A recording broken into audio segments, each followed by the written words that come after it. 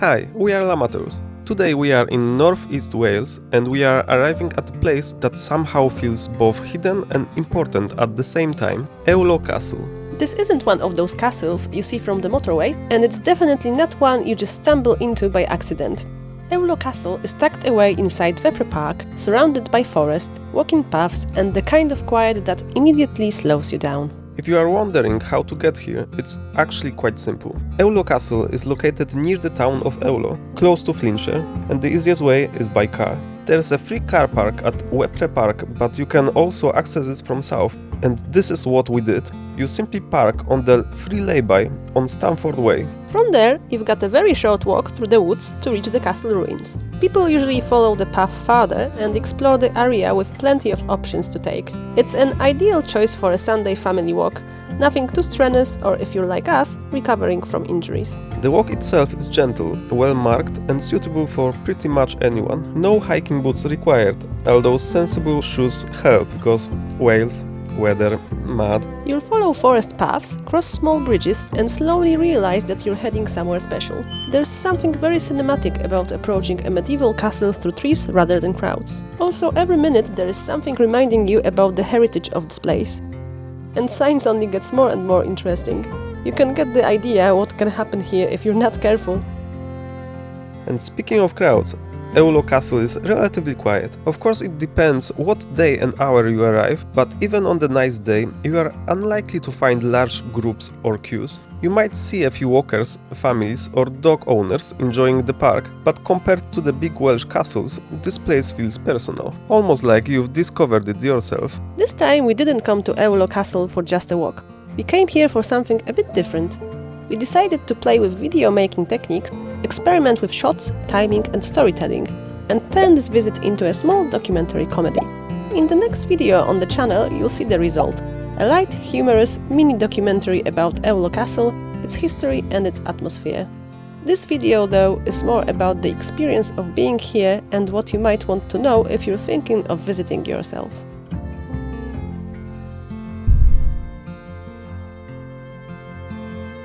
We spent hours here, not just walking around, but filming, refilming, acting, laughing at ourselves, trying again, and of course practicing some drone flies.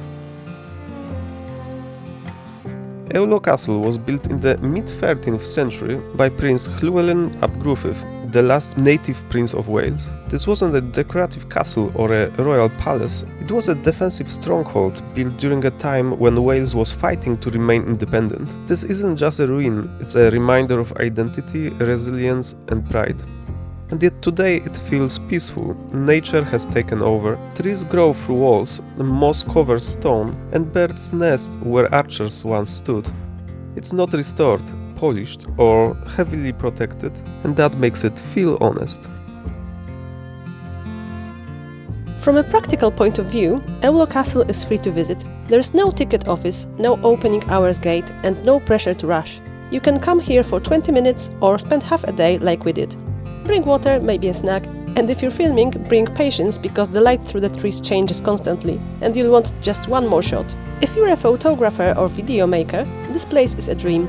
Low angles through the trees, wide shots of the ruins, close-ups of stone textures, it's all there. And because it's quiet, you can actually take your time without feeling rushed or in the way. We also really appreciated how respectful the site feels. There is one information board explaining things a bit without turning the place into an amusement park. It's very much about letting the castle and the landscape speak for themselves. For us, the visit was about mixing history with creativity and, of course, fun. We're not historians and we're not pretending to be. We're just a Polish couple who love learning, filming and telling stories. Sometimes seriously, sometimes with jokes, and Ewloe Castle gave us the perfect setting to do that.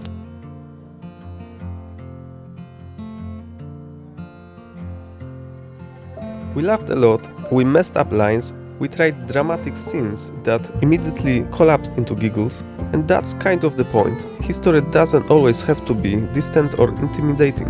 It can be human, accessible and even funny. while still being treated with respect. This tower is probably the most striking part of Ewloe Castle, and also the moment where you suddenly become very aware that people in the 30th century were not thinking about health and safety. What we're standing in now is often called the D-shaped tower, named after its curved outer wall. It wasn't built this way to look interesting, it was built this way to deflect attacks. Straight walls are easier to damage, but curves help spread the force of projectiles. This tower would have been a key defensive point of the castle. From here, guards could watch the surrounding woodlands and control access to the inner area. Back then, the forest wasn't peaceful and relaxing like it feels today. It was something you needed to keep an eye on. But today, of course, is a perfect spot to take a selfie. Exploring the site today, it's easy to forget that this place was once alive with movement. Soldiers passing through, messages being shouted, weapons stored, and decisions made that affected the future of Wales. Now it's quiet, except for birds and the sound of our footsteps. And that contrast is what makes this tower so special. It's no longer about defense or power,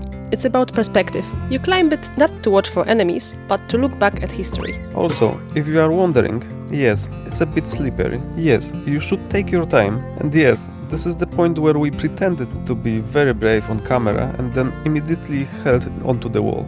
Some things never change.